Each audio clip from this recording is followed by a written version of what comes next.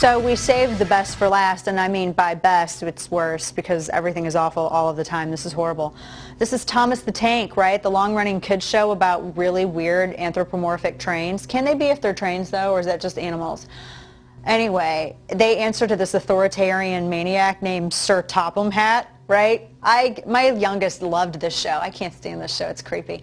Anyway, they've decided that the next stop is Virtue Town. Thomas the Tank is now bringing gender balance to the show by adding girl trains.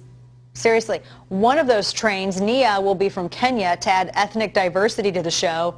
And by the way, that's where it gets really strange to me, because I've looked at Thomas and Friends at their pictures and I see gray and blue. Am I to understand this entire time that Thomas and his trains were white? Because they all have gray faces. How do you bring ethnic diversity? I mean, they had to paint what I guess they thought was some sort of African pattern on the side of Nia's engine. I mean, how do you bring ethnic diversity to a show that literally has no ethnicities? Because they're trains. They don't even have skin pigmentation. Was there some concern that the show had racist undertones? Because, I mean, Sir Topham Hatt clearly is white, but the trains? I mean, I'm looking at this picture, and I'm really, really struggling to understand how in the world there isn't any diversity in any of this. Oh.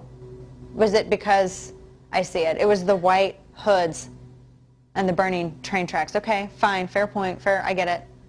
Thomas the Tank Engine has been a blight on race relations for far too long. Clearly, this is overdue, right? Seriously, with trains? With trains. Were they white? Seriously, I mean, I know that those had hoods on them, but were they, because all their faces were gray. I didn't know. Anyway.